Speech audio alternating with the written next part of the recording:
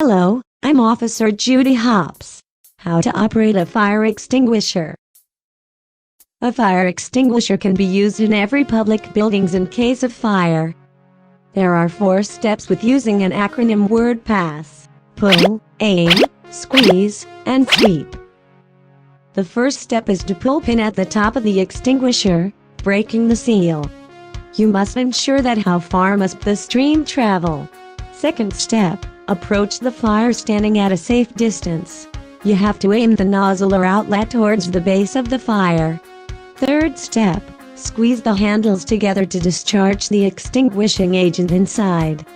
To stop the discharge, just release the handles. And the fourth step, sweep the nozzle from side to side as you approach the fire, directing the extinguishing agent at the base of the flames. Fire extinguishers come in 3 various classes: Class A, Class B, and Class C. Class A including paper, trash and wood.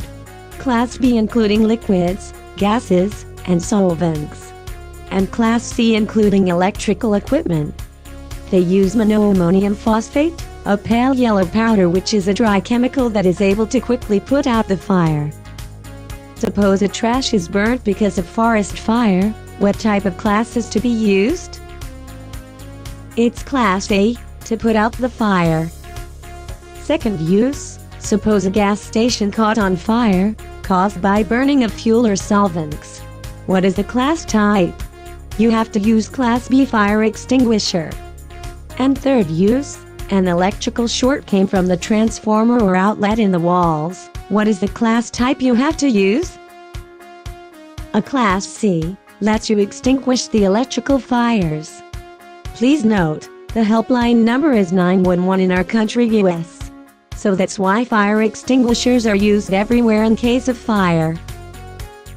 Like, comment, and subscribe now.